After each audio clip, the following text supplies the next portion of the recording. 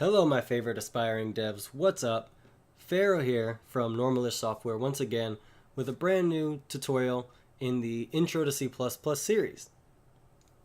Now, today we're going to get into actually something pretty interesting. Up until now, basically all we've gotten so far is a glorified calculator, right? We've just added numbers, multiplied numbers, divided and subtracted.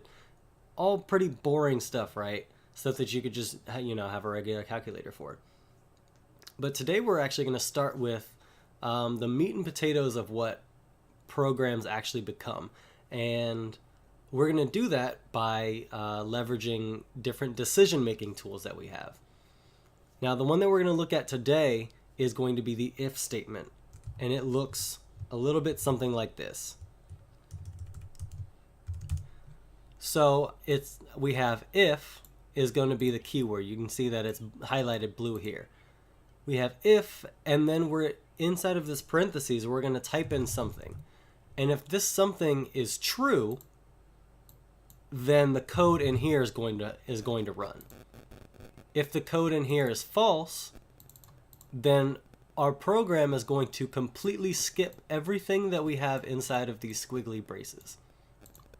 All right? Now this actually, it seems simple, but this is going to serve as the backbone for pretty much everything that we do. Almost everything that's done in game code, as you'll see here in just a moment, runs off of statements like these. Not exactly this one in particular, but a lot of them. All right, so we're going to start off really simple, right? We've got a first-person shooter, and basically what we want to check is can the weapon fire? If the gun has no bullets in it, it can't fire, right? So I'm going to create a variable to help represent our ammo situation. So we have int ammo, and I'm going to set that equal to 1. Int ammo equals 1. We've got 1 round left, just for simplicity's sake, right? And then I'm going to create a Boolean. If you don't remember what that is, it's going to be a true or false value, and we're going to use this Boolean to control if we can fire or not. And I'm going to call it can fire. And we want this to have pretty much, when we name our Booleans, just like we would name our other variables, we want them to have very descriptive names, but for Booleans in particular, we want them to have names that are kind of like a yes or no question. So can fire, it's nice and concise, but we can ask, can it fire? Yes or no. We don't want something like bool fire control, because we don't really necessarily know. That could be an int for all we know, just looking at that later on in the code. And once you start getting to much bigger projects than what we have here, that can become an issue. So I've got bool can fire, and since the ammo is equal to 1, I'm going to say that that is true. Now, if that were not the case, I would say it is false. And you can see all of these keywords are being highlighted as blue, which is always a good sign to let you know that you're on the right path. All right. And when it comes to this if statement, right, we're going to say if we can fire is equal to true. So what we're going to do is we're going to do it just like anybody else would. So if can fire is equal to true, what we're going to do is we're going to decrease the amount of ammo we have. And to do this, I'm going to use the minus minus operator. Now, I didn't go over this last time, but the minus minus operator is just like if we did something like this.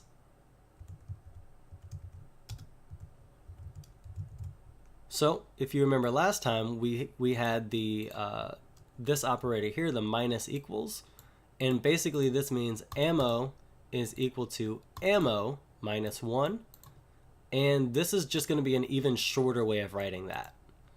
We could also do in order to increment it 1. So what this is doing is this is just going to say ammo is equal to ammo minus 1. Really short, really simple and easy. We're going to actually, yep. So we're going to check if it's true, and then we're going to decrease the ammo, and then we want to check if the ammo is 0. Because if we decrease it and then it becomes 0, then we want to set can fire equal to false so that we can't fire again. Because if we don't do that, our ammo is 0, but we still can fire. It doesn't make sense. So I can actually put another if inside of the first one. So if our ammo is equal to 0, then I'm going to say can fire is equal to false. So we'll go ahead and we'll set a breakpoint for each of the ifs. Remember, this is just going to be so that we can track our code while it's running. And I'm going to go ahead and build it. Oh, it's telling me to go ahead and reset this. And I'm doing this because, excuse me, because I just recently updated my Visual Studio. You don't always have to, but if it's telling you, hey, Windows SDK version was not found, go ahead to Project Settings, and then change it to the most recent version. Okay, so when I go ahead and build this, oh, there we go, it succeeded. Now I'm going to run it on the local Windows debugger just like last time, and we're going to take a look at the can fire variable. So can fire is equal to true. Let's go ahead and step through this. You can click here or use F10. And, okay, ammo minus minus. Let's actually check the variable ammo now. Ammo is now equal to 0. So now if ammo is equal to 0, go ahead and try that again. All right. You can see, that's interesting. Can fire is equal to false. It's not equal to false now. Still equal to true. So that seemed to work fine until we got to that part. And that's because what's going to happen is that we didn't properly check for these variables. What we're doing is we are assigning these variables actually.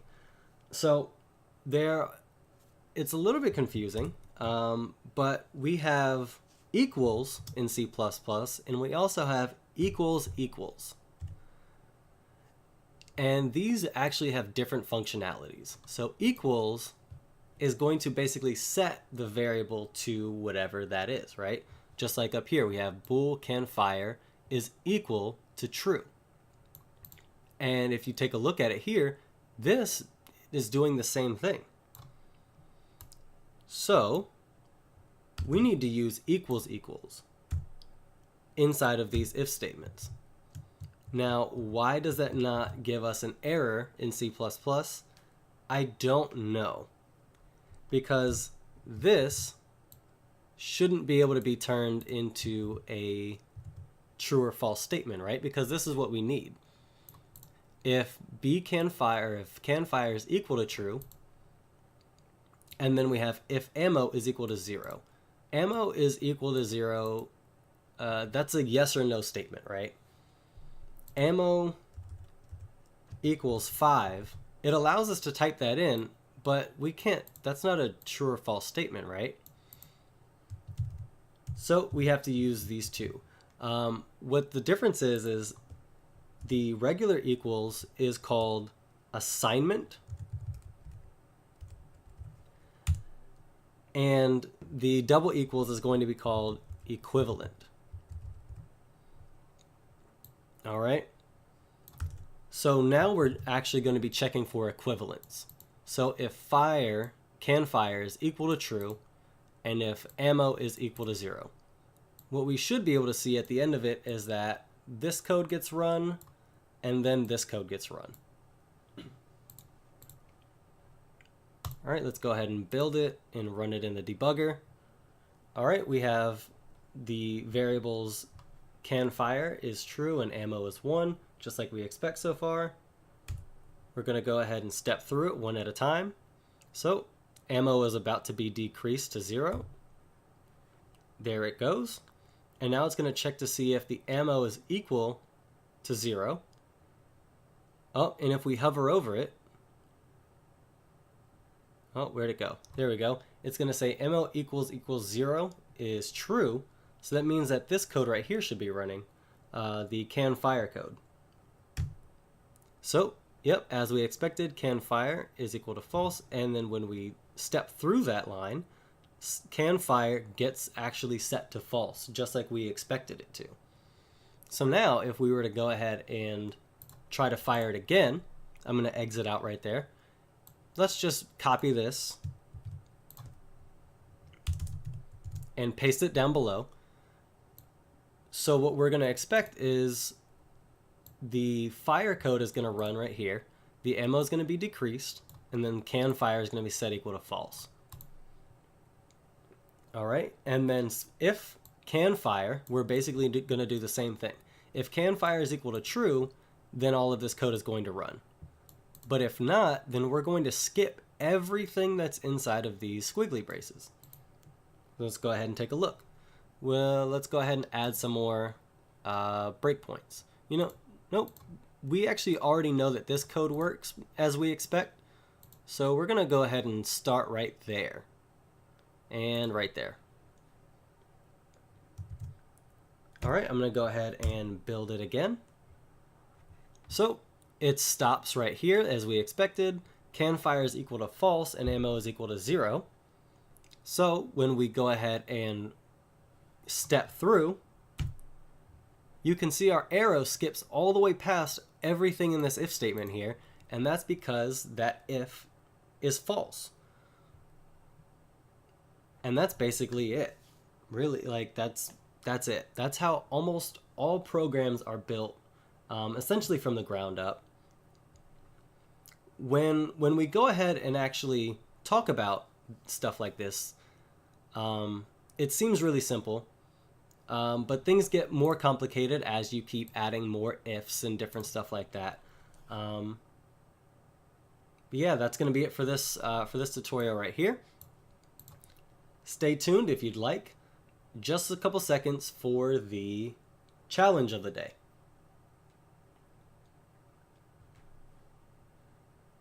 All right, and here we're back. So basically what we've got here is we've got a little bit of a health pickup system, right? What we have is we have a character, and he's not doing so hot. He's at 50% health. Could be doing a lot better. So what he's doing is he's sprinting over to the right, as you can hopefully tell. Obviously, I'm not an artist. And he's running over to this health pack, which is going to give him a 30% health boost. But we don't want to pick up the health pack, just the way that we're designing this game, for example. We don't want to pick up the health pack if it's going to overflow him with health. Because maybe that's harmful or something. I don't know. So what we're going to do is we're going to check to see if it's going to overflow his health before we add it to him, right? So we've got this right here. We're going to say if the health is equal to, or is greater than, or I'm sorry, if the health is less than the health pack, the maximum health minus the health pack, then we're going to heal. Because we don't want him to overflow on health. So what's going to happen, hopefully, is we're going to pick up the first health pack, and that'll put him at 80% health. And he's going to keep going, because he doesn't know that he can't overflow on health. So he's going to keep going, and he's going to try to pick up the second one. We don't want him to pick up this second one, so his health is still going to stay at 80%. Until his health drops below max health minus health pack, which in this case is 70%. We're not going to worry about that part too much, but we're just going to create the simple system, or you are going to create the simple system, where he's only going to pick up the health if his health is above, I'm sorry, if his health is below this threshold here. I've got a solution and I'll show it to you in just a few seconds, but you all go, pause the video, have fun. All right, back again for the last time. Here we go. This is my solution. Once again, there are many other solutions that you could use, but this is the way that I've done it. And I'll explain to you why. So I've got a variable for my maximum health, and that's going to be set to 100. The reason I'm using a variable is because I want this to be able to be used in other parts of my code, right? So what if I've got a system where I've got a healer on my team, and the healer is doing all kinds of healing stuff too, and I don't want the healer to heal me above 100. So I want to keep that variable stored somewhere instead of having the number 100 around in the code. It also helps us to read the code better because we know exactly what's going on, right? I've also got a variable for the player's current health. So player health is probably what it should read as. Okay, and for the most part, actually this should probably be player max health. We need these variables to be as descriptive as possible just so that we always know what is going on when we look at our code. And I've also got a variable for the health pack value. How much health is the health pack going to add to my player if it is picked up? So here we've got a pickup where if our player health is going to be less than, and just like in the last tutorial, we can do math, and we can actually do math inside of these if statements. So if our player max health minus health value pack, or health pack value, we're going to evaluate that right there and see if that's greater than our player health. If it is, then our player health is going to be increased by 30. So player health is equal to player health plus 30. Remember that from last time? Yeah. Okay, and then we're going to do the same thing again. I don't think I need to explain this, but what we should expect to see is we should expect to see our player health start at 50 when I run the code and it hits this first breakpoint. It's going to increase to 80 after it comes to this line, and then nothing will happen, and it'll stay at 80 until the code exits at this point right here. Because our player health should be at 80, and player max health minus player, or minus the health pack value is going to be 70. So if we just go with what our expected values are, that is obviously a false statement. So hopefully what we should see is we should see our code completely ignore this section right here. All right, I'm going to get that reset, and let's go ahead and run it.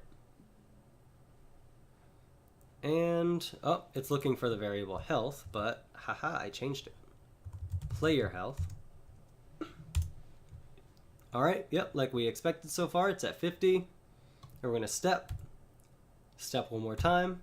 Yep, now our player health has been updated to 80 because this line of code ran right here.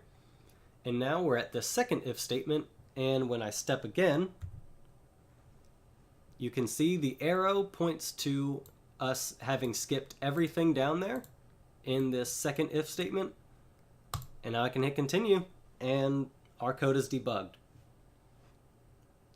So that's it for me today. If you have any questions, comments, concerns, go ahead and feel free and ask them in the comment section down below. If you liked the video, throw it a like. Make sure that if you didn't, then let me know what I can do better in the comment section down below. And with that being said, I will see you all next Friday.